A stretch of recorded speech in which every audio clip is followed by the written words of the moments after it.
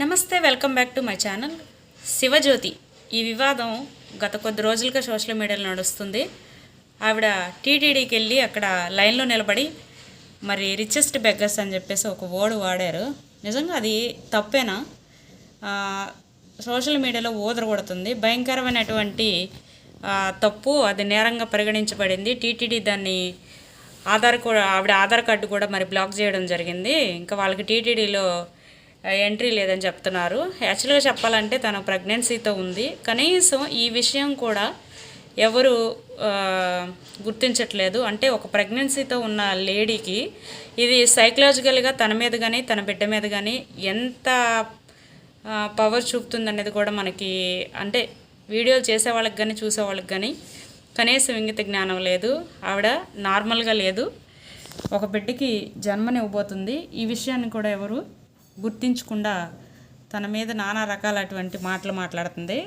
నిజం చెప్పాలంటే ఆవిడ ఏం మాట్లాడింది, ఎందుకు మాట్లాడింది, తన ఇంటెన్షన్ ఏంటనేది ఒక వీడియో రిలీజ్ చేయడం జరిగింది. అది నేను కూడా చూశాను. ఆవిడ 10,000 పే చేసి ఒక కాస్ట్లీ లైన్లో నిలబడి ఉన్నానని చెప్పింది. అయితే అక్కడ ఉన్న వాళ్ళని, లైన్లో ఉన్న వాళ్ళని ఎవరిని ఆవిడ బెగ్గర్స్ అనలేదు, లేదా లడ్డూ కోసం వచ్చేవాళ్ళందరూ, ప్రసాదం కోసం వచ్చేవాళ్ళందరూ బెగ్గర్స్ అని చెప్పలేదు. అంటే వేరే వాళ్ళని ఎవరిని మాట్లాడలేదు ఆవిడ. అంటే వేరే అక్కడికి ఆ టెంపుల్ మీదకి వచ్చే వాళ్ళకి కానీ ఆ లైన్లో నిలబడే వాళ్ళని కానీ ఆవిడ కించపరచలేదు, అవమానించలేదు. తన తమ్ముడు, తను, అలాగే తన హస్బెండ్, వాళ్ళ ముగ్గురు 10,000 రూపీస్ లైన్లో నిలబడ్డం మేము రిచెట్స్ బెగ్గర్స్ అని చెప్పేసి ఆవిడ అంది. అయితే దాన్ని వివాదంగా సృష్టించి అది ఒక పెద్ద ఘోరమైన నేరంగా, ఆవిడ ప్రెగ్నెన్సీతో ఉన్నారని కనీసం కన్సిడర్ లేకోకుండా చాలామంది చూస్తున్నాను సోషల్ మీడియాలో. అంటే నాట్ ఓన్లీ అబ్బాయిలే కాదు, అమ్మాయిలు కూడా యూట్యూబ్లో, ఇన్స్టాగ్రామ్లో అమ్మాయి మీద వీడియోలు చేస్తున్నారు. ఒక తల్లి బిడ్డకి ప్రాణం పోయాలంటే ఎన్నో రకాలైనటువంటి స్ట్రగులు, అంటే సైకలాజికల్గా, ఫిజికల్గా తను ఎంతో ఫిట్గా ఉంటే కానీ బిడ్డ తల్లి బ్రతికే ఛాన్స్ లేదు. మెడికల్లో ఇది ఒక అద్భుతం అన్నమాట. అంటే తల్లి తను చనిపోతుందని తెలిసి కూడా ఒక బిడ్డకి జన్మనిస్తుంది. అలాగే తను ఇప్పుడు మరి ప్రెగ్నెన్సీతో ఉంది. ఆ విషయం కూడా ఎవరు గుర్తించలేకపోతున్నారు. మగవాళ్ళ విషయం పక్కన పెడితే చాలామంది లేడీస్ కూడా ఈ విషయంపై మరి చాలా రకాల న్యూసెన్స్ క్రియేట్ చేస్తున్నారు.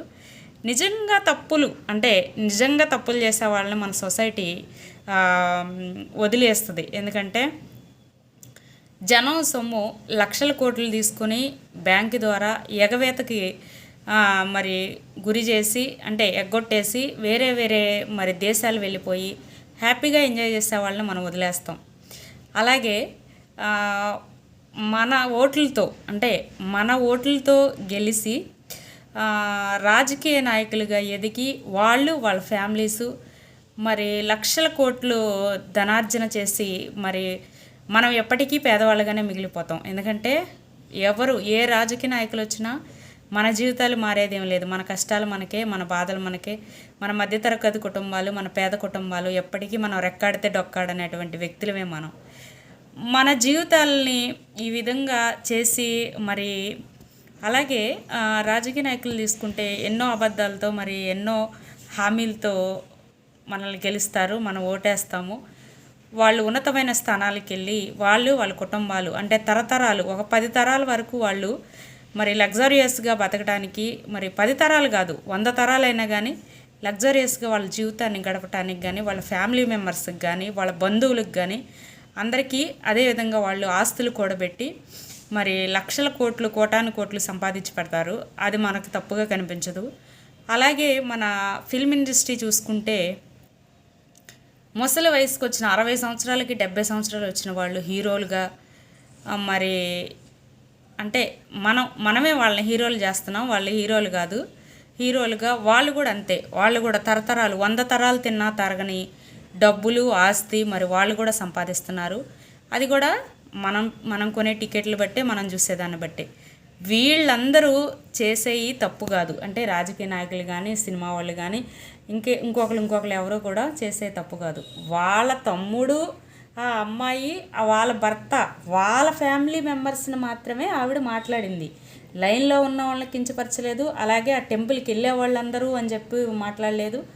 తన ఇంటెన్షన్ ఏంటంటే 10,000 రూపీస్ కట్టి ఆ క్యూ లైన్లో రిచెస్ట్ బెగ్గర్స్గా ఉన్నామని చెప్పి ఆవిడ అంటే ఒక వీడియో కూడా ఆవిడ రిలీజ్ చేసింది. తప్పు అని అందరూ అంటే 10 మంది ఏది నందిని చూపించి పందంటే అంటారు కదా, అట్లా 10 మంది ఏది కరెక్ట్ అంటే అదే.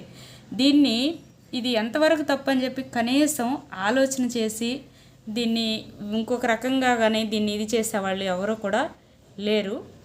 అయితే ఆ అమ్మాయి వాళ్ళ ఫ్యామిలీ మెంబర్స్ని మాట్లాడుకుంది, మనల్ని ఎవరిని అనలేదు కదా, కొండపైకి వెళ్ళే వాళ్ళని అనలేదు, అక్కడ ఉన్న వాళ్ళని అనలేదు. బట్ మనం ఎందుకు రియాక్ట్ అయిపోయి ఇట్లా అది తప్పు ఇది తప్పు అని చెప్పి మనం ఎందుకు మాట్లాడుతున్నాం? అసలు దొంగలు వేరే ఉన్నారు, మనల్ని దోసుకునే వాళ్ళు వేరే ఉన్నారు.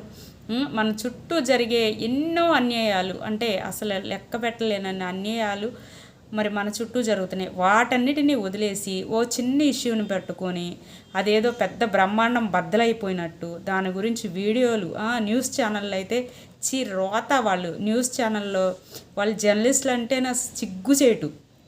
ఎందుకంటే ఒక చిన్న ఇష్యూని పట్టుకొని దాని మీద డిబేట్లు పెట్టి గంటలు సాగదీసుకుని వాళ్ళు జర్నలిస్టులు అనే పేరు చెప్పుకునే వాళ్ళు కానీ వాళ్ళు రియల్ జర్నలిస్టులు కాదు. అలాగే సోషల్ మీడియా కూడా ఊదర కొడుతుంది. ఆవిడ వాళ్ళ ఫ్యామిలీ మెంబర్స్ని అంది కాబట్టి నాకు అంటే వేరే వాళ్ళు ఎవరినన్నా అంటే వాళ్ళ మనోభావాలు దెబ్బతింటాయి. ఆవిడ మేము అని మెన్షన్ చేస్తారు కదా. నేను ఎందుకు వీడియో చేయాల్సి వచ్చిందంటే తను ప్రెగ్నెన్సీతో ఉంది. ఇలాంటి ఒక్క మాటలు తన మీద తన బిడ్డ మీద ఎంతైనా కానీ ఎఫెక్ట్ అవుతాయని చెప్పేసి నేను అనుకుంటున్నాను. మరి ఈ వీడియోపై మీ అభిప్రాయాల్ని మీ ఆలోచనలు నాకైతే కామెంట్ రూపంలో తెలియచేయండి. Thank you watching.